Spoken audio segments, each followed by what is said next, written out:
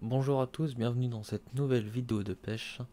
Alors aujourd'hui ça va être consacré surtout à la recherche de nouveaux endroits de pêche ou endroits que vous n'avez jamais osé aller explorer. Donc il y aura une partie sur l'ordinateur et une partie sur le terrain. Donc sur le terrain ce sera très court par contre, parce que bon j'ai pas... Vu les petites journées c'est pas facile, c'est pas facile de tout faire. Donc on va prendre Rennes en exemple, comme je suis pas trop loin, et comme ça moi ça me permet de vous faire du terrain concret, pas du terrain virtuel. Donc déjà, tout d'abord pour repérer mes zones de pêche, j'utilise Google Maps. Alors Google Maps, je trouve ça très bien. On peut avoir le plan comme ceci, vraiment bon, je vais pas dire en dessin, mais version carte routière, voilà. C'est très pratique. Comme ça, si par exemple vous voulez aller à ce niveau-là, vous mettez l'itinéraire, vous choisissez, vous mettez votre adresse, et puis comme ça vous saurez la distance que vous aurez. Donc si ça vous fait trop loin, au moins vous n'aurez pas à vous déplacer ou avoir la mauvaise surprise en activant votre GPS. Au moins vous savez à peu près la distance qu'il y a. Voilà. Et autrement, ce que je trouve génial sur Google Maps, c'est qu'il y a une vue satellite. Bon, tout le monde connaît quand même Google Maps. Euh, c'est vrai que moi ça m'intéresse beaucoup. Donc on va s'intéresser à toutes. Alors je vais remettre en version plan parce que c'est un peu moins de dawa quand même.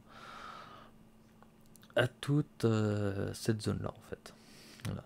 La zone que j'entoure avec la souris. Donc c'est-à-dire du départ du pont là, parce que c'est un pont, c'est... De toute façon, pour que ça roule, il faut que ça passe au-dessus de l'eau, donc c'est forcément un pont. Et, euh, et on va aller jusqu'à cet étang là pour une bonne raison que vous comprendrez un peu plus tard. Donc voilà, donc sur Google Maps, moi je m'intéresse beaucoup au halage, parce que je pêche beaucoup en rivière, très peu en étang. J'ai été assez déçu des pêches en étang, donc c'est pour ça que j'ai fait le choix de pratiquer beaucoup plus la rivière que les étangs.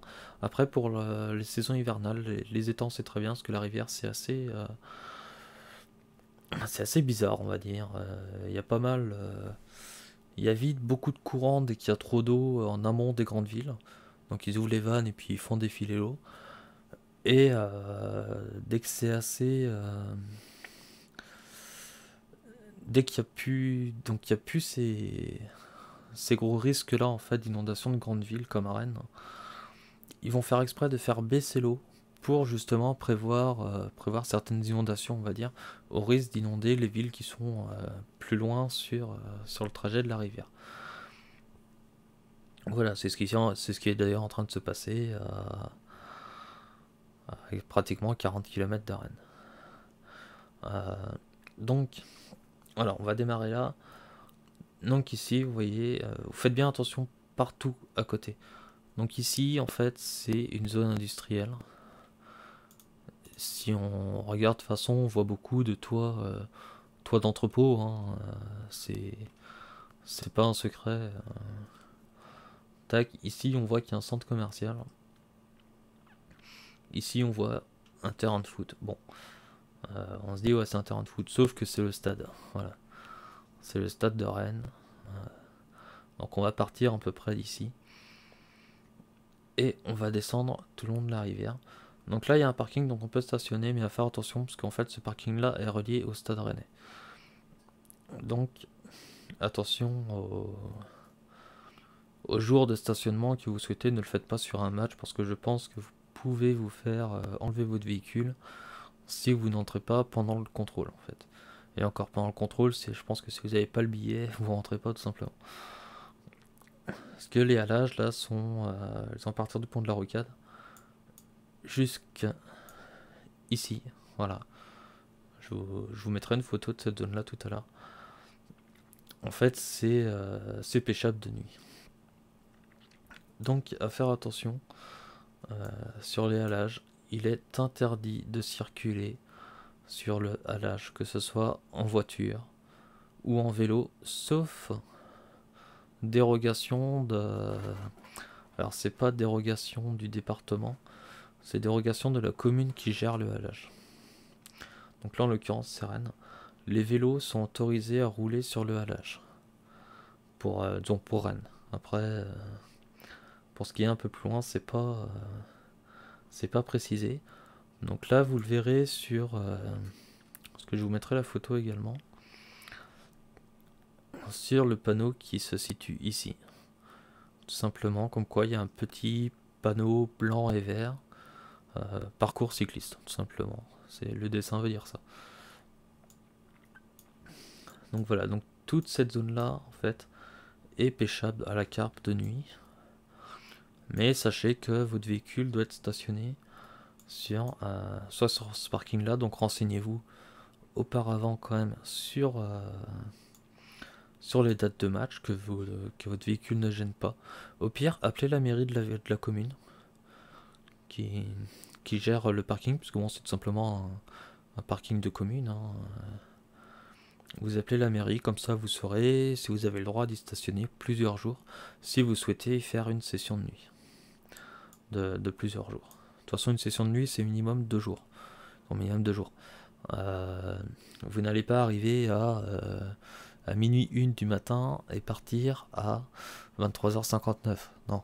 Si vous faites une session de nuit, allez, on va dire c'est 20h, 8h du matin minimum, quoi. À peu près. Donc voilà. Donc ce qui fait que ça prend l'équivalent de 2 jours au niveau calendrier. Donc faites attention à ça. Après, voilà, cherchez bien tous les endroits où vous pouvez vous stationner. Par exemple, là dans l'impasse, on voit comme quoi il est possible de stationner. Parce qu'il y a la place, et en plus sur Google Maps, il y a déjà des véhicules, donc on peut y stationner sans problème. Après, faire attention quand vous stationnez. Ne laissez rien de visible et de coûteux dans votre véhicule pour éviter tout ce qui est vol, dégradation du véhicule. Préférez autour des agglomérations comme ça, des grandes villes comme ça, préférez des véhicules qui valent rien du tout. Une vieille ZX Break ou quelque chose comme ça. Préférez ça, au moins s'il y a des dégâts dessus, c'est moins grave que si par exemple vous avez une Audi S4 Break toute neuve à 60 000 euros, quoi. Entre 1000 euros et 60 000 euros, je pense qu'on sait faire la différence en tant que pêcheur. Même un véhicule à 60 000 euros, je l'amène pas à la pêche. Je fais autre chose avec. Donc voilà, donc pour cette partie-là, c'est bon. Donc vous voyez également, vous pouvez repérer des trous d'eau. Là. Je crois qu'il y a de la place là pour y mettre un campement par là. Là, il y a un genre de trou réserve d'eau. Est-ce que ça pourrait pas être intéressant de pêcher là? À voir. Après, faire attention avec le silure, nous sommes quand même en rivière. Ici, nénuphar. Encore une reculée d'eau. On arrive même... Je me demande si on n'arrive pas à apercevoir le fond, là. À vérifier. A priori, il y a une souche. À faire attention. Vous voyez, c'est tout plein de petits trucs qu'on peut trouver sur la vue satellite en Google Maps. Après, si vous avez encore plus si vous voulez encore plus de renseignements et si c'est disponible, il y a toujours les vues street, je crois qu'ils appellent ça. Moi, j'appelle ça vue piéton. Ah bah, bonjour, monsieur le pêcheur. Voilà, là, vous voyez. Donc là, c'est une zone pêcheur handicapé, tout simplement. Et c'est surtout qu'il y a un rejet d'eau à ce niveau-là. Mais c'est une zone pêche handicapée. Donc, les barrières sont plus du tout d'actualité. Ce sont d'autres barrières. Mais voilà, vous voyez, vous avez quand même pas mal de renseignements. On voit comme quoi, par rapport à l'autre berge, on a l'air d'être à peu près au même niveau, niveau du sol. Et on voit qu'il y a quand même un bon décalage entre le niveau de l'eau et le niveau du sol. Il doit y avoir à peu près 70-80 cm quand l'eau est à hauteur normale. Je parle en hauteur, allez, on va dire hauteur début d'été, quoi. Quand il fait pas trop chaud ni trop froid. Et qu'il n'y a pas eu trop de pluie. Donc voilà, parce que là, vous verrez là où je vais aller un petit peu plus loin, je vais y aller de suite dans 30 secondes. L'eau est tout simplement limite à déborder. Donc là, on peut voir du blanc sur l'eau. Qu'est-ce que c'est? Tiens, un barrage. Ok. Alors, sachant que ça se sépare en deux, donc ici, ça peut être intéressant. Mais attention, tout ce qui est barrage est synonyme de beaucoup de détritus au fond. Ce qui peut être branchage. Ouais, non, j'ai même pas envie de dire le reste parce que pour moi, le reste c'est de la pollution. Tout ce qui sort pas de la végétation est de la pollution. Ici, on a un autre barrage juste sous le pont en fait. Donc, si. Tac. Là, on a un vieux moulin qui fonctionne plus. Et vous voyez, là, on voit les petites bulles. Tiens, en se mettant là en plein milieu, ce sera mieux. On voit les petites bulles, donc chute d'eau. Ça, c'est juste provisoire, c'était pour un projet de fac, je crois. Là également, bulle d'eau, normal, c'est le moulin. Nénuphar. Tac, tiens, bah. Nénuphar, je les avais pas vus premier coup. Voilà, il y a une grosse tache de nénuphar là. Il y a certainement possibilité d'aller là. On peut essayer, on peut aller repérer. Alors, par contre, je suis désolé, je remets voilà, en sens nord. Et donc là, j'ai vu que ça se sépare en deux, mais ça revenait. Là, il y a encore de l'eau. D'où ça vient? Tac, vous voyez, ici, il y a... C'est quoi ça? Ah oui, il y a un retour d'eau. Moi, j'appelle ça les retours d'eau, moi. En fait. Retour ou rétention d'eau. Donc voilà. Tac, si je remonte, hop, ok. Ça passe par là. Donc jusqu'à la pointe, on peut pêcher la nuit. Après, dépasser la pointe, on peut plus. Donc moi, ce que je vous conseille, là, on a de quoi installer un poste. Juste derrière, je crois qu'on a aussi de quoi. Mais vous voyez, ici, on a largement de quoi installer un poste. On va stationner le véhicule si on est vraiment prétentieux, quoi. Après, moi, par ici, ouais, je vous conseille de le garer à côté de vous. De toute façon, généralement, les gardes vous disent rien, ils connaissent le problème. Donc voilà, mais attention, vous n'êtes pas prioritaire. Déjà que les véhicules sont interdits sur les hallages, donc vous n'êtes pas prioritaire. Voilà, vous vous mettez là, pire des cas, la canne, vous la mettez à ce niveau-là. Voilà quoi.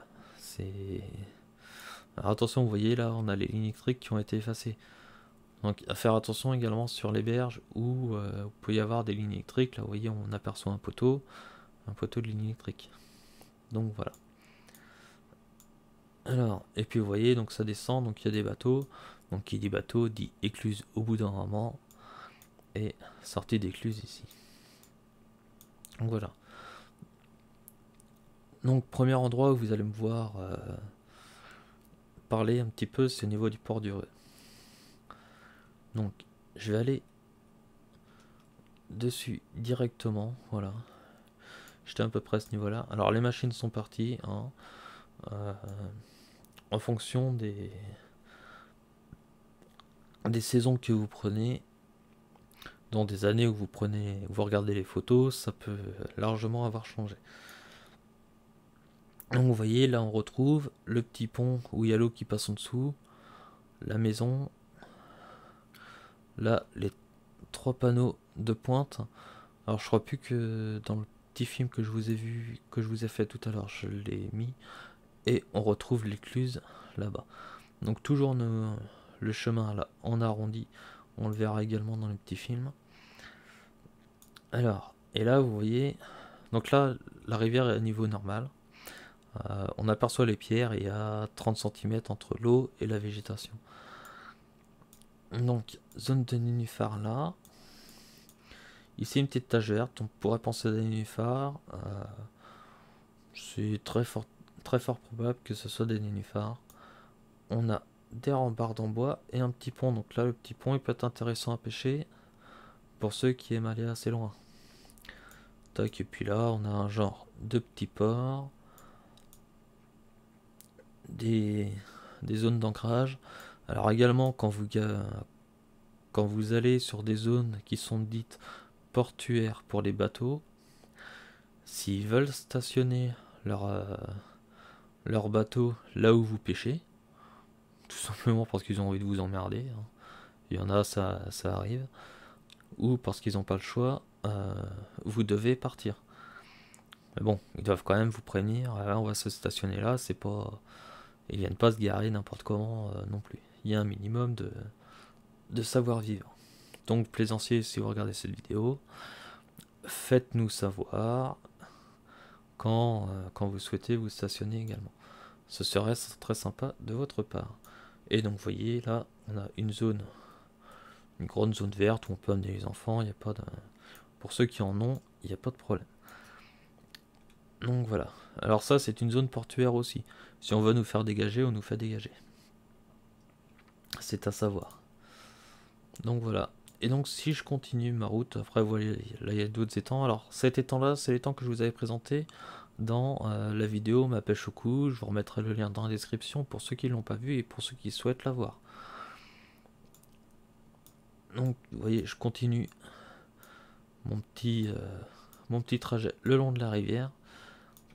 Et j'arrive à l'étang que je vais vous présenter, que je vous montrerai également en vidéo rapidement. Donc moi je me suis arrêté dans le coin là. Et vous verrez pourquoi je voulais vous parler de cet étang là après. Donc ici, il y a juste un petit chemin là qui fait comme ça pour retourner au champ. Donc on a le droit de passage au champ à pied, uniquement à pied. De toute façon les véhicules ne passent pas là. Les véhicules ne passent pas. Et juste derrière il y a une genre de petite butte où il y a la rivière. Donc ce qui fait que quand la rivière déborde, ça va dans l'étang. Donc ce qui fait que dans l'étang, au final il y a de tout et de rien. Beaucoup de rien d'ailleurs je trouve. Voilà. Et là ce qui est intéressant sur cet étang là, c'est que l'eau est assez claire parce que c'est une ancienne carrière. Comme à côté d'ailleurs. Donc ici on voit le bord. On voit le bord, mais au lancer, c'est quand même dur hein, d'y arriver. Hein. Personnellement j'y arrive pas. Et ici on voit une autre tâche. Et l'autre tâche en fait là c'est un plateau. C'est un plateau, je vous... Donc vous voyez on arrive à voir pas mal de petits éléments. Regardez, on a encore des tâches là. Ça je pense que c'est plus la qualité de l'image. Parce qu'on voit quand même pas mal de pixels. C'est pas comme les autres. Vous voyez, juste en face de la troisième serre. Bon, a priori il n'y a pas l'air d'en avoir d'autres, mais je crois qu'ils s'en est construit d'autres depuis. Il y a pas mal de racines dans l'eau, donc à faire attention. Vous voyez, on peut avoir énormément d'informations sur Google Maps. Et donc là on a une zone d'accès handicapé. Et on a des postes de pêche de nuit que si on zoome, on ne voit plus. Je crois qu'on peut même pas zoomer d'ailleurs. Voilà, le seul zoom qu'on peut faire piéton, c'est voilà, c'est sur la route, on peut pas aller plus loin. Donc ça a un petit peu changé l'entrée, hein, donc attendez-vous. Surtout là, vous voyez, on voit pas les postes de pêche, les postes de pêche de nuit. Et dès qu'on revient, on les voit. Vous voyez, il y a quand même un petit changement. Donc faites attention quand vous faites vos repérages, prenez l'adresse. Vous voyez, l'heureux. Tac, normalement si on... Ah non, c'est pas ça que je voulais. T'es bien beau, t'es bien gentil, mais c'est pas ça que je voulais. Alors... Tac. Voilà. Donc cliquez bien quand même sur un chemin qui vous intéresse vous. Donc là vous n'aurez pas le GPS va pas trouver. Donc vous cliquez juste dessus et là tout en bas vous avez le coordonnée GPS précis. Donc comme ça vous trouverez plus facilement. Vérifiez que votre logiciel sur votre téléphone, si vous n'utilisez pas Google Maps comme moi, puisse le lire. Donc faites un essai chez vous. Et après, bon bah, notez le code GPS, la longitude et latitude pour pouvoir trouver tout ça. Et n'oubliez pas de noter si c'est un étang, rivière, étang, halage. Mettez des infos mémotechniques que vous avez vues. Donc voilà. Et donc tout de suite on va passer aux vidéos.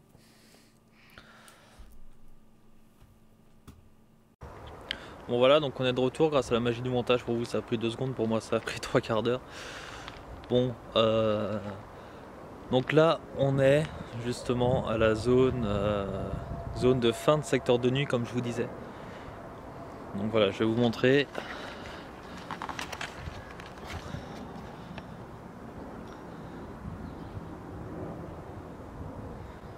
Voilà, comme ça. Donc là vous voyez, il y a la Vilaine qui descend vers nous.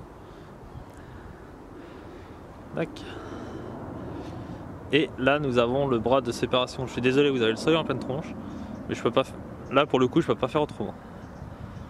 Donc voilà, on arrive dans la seconde partie de vidéo. Donc nous sommes au niveau du port, donc le port du Reux, comme je vous avais montré assez rapidement sur Google Maps. Donc là le problème c'est qu'on est en hiver. Il y a eu pas mal de pluie ces 3-4 derniers jours, donc ce qui fait que l'eau a pas mal monté malgré qu'ils avaient un petit peu asséché le cours d'eau. Donc je vais vous montrer le courant qu'il y a, et il faut faire attention parce que c'est assez dangereux. Donc ce qui fait que s'il y a pas mal d'eau à être débitée en fait, c'est que les terres sur lesquelles vous marchez sont également gorgées d'eau. Bon, peut-être pas gorgées au point de nous enfoncer en tant que piétons, mais vos véhicules peut-être, voire certainement. J'ai failli déjà mettre une voiture à l'eau ici même. Donc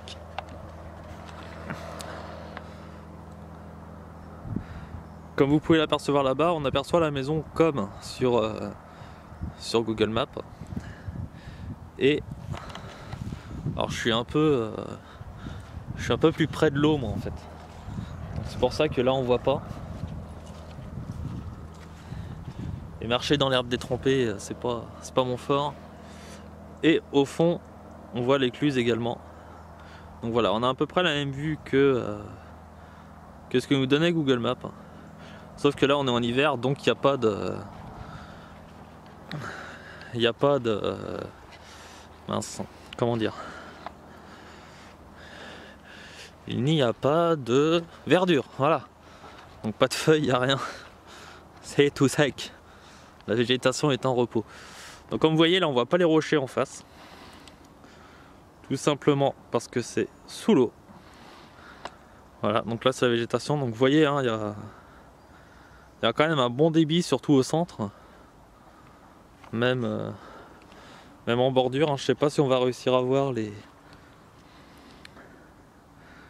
stries de l'eau. Parce que là il a du mal à faire les mises au point. Voilà, on arrive à voir à peu près. Donc voilà, comme quoi l'eau peut avoir une force. Et encore là, on voit que l'eau de surface, on voit pas l'eau de fond. L'eau de fond c'est encore pire. Il y a encore plus de courant. Donc là on retrouve également notre pont. Hein, voilà. Notre pont avec notre petite balustrade en bois qu'on avait repéré. Donc les nénuphars effectivement on les verra pas parce qu'ils sont complètement enfoncés dans l'eau. Et là donc on voit la clairière. Bon, je vais pas aller trop loin parce qu'après il y a ma voiture. Et je vais aller vous faire voir sous le pont. Vous verrez que bon là par là où il y a de l'eau qui monte, au final il n'y a rien en dessous. Tac, voilà, là on est juste en face. Un petit zoom, mise au point, voilà. Vous voyez, il y a vraiment rien du tout. Tiens, là on voit peut-être un petit peu mieux le courant. Voilà, comme ça.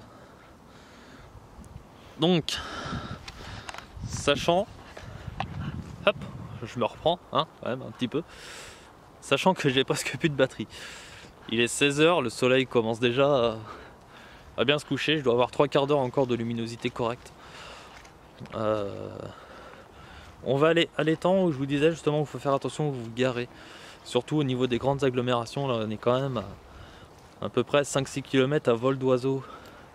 Non, l'étang se trouve à 5-6 km à vol d'oiseau de Rennes. Donc faut faire attention à tout ce qui est personne un peu malveillante, on va dire. Hein, malheureusement c'est pas le cas de tout le monde, mais il y en a. Il faut y penser. Il faut le savoir, en tant que pêcheur, on peut se faire embêter par n'importe qui et n'importe quoi. On peut très bien se faire embêter par un chien, un chat, un lapin, un rat. Je me suis déjà fait emmerder par un rat. Tout ça parce qu'il voulait ma réserve de bouffe, mais il l'a pas eu. Il a fait un petit vol plané avant. Mais voilà, on peut être embêté par tout genre de personnes. On peut être étonné d'ailleurs du genre de personnes qui peut nous embêter. Et par toutes sortes d'animaux. Donc pour l'instant, moi avec la magie du montage, ça clac. Petit claquement de doigts, c'est fait. Mais moi, il y a 5 minutes de route. Tout de suite. Donc voilà, nous voici sur l'étang, là cette fois. C'est bien l'étang, c'est plus la rivière.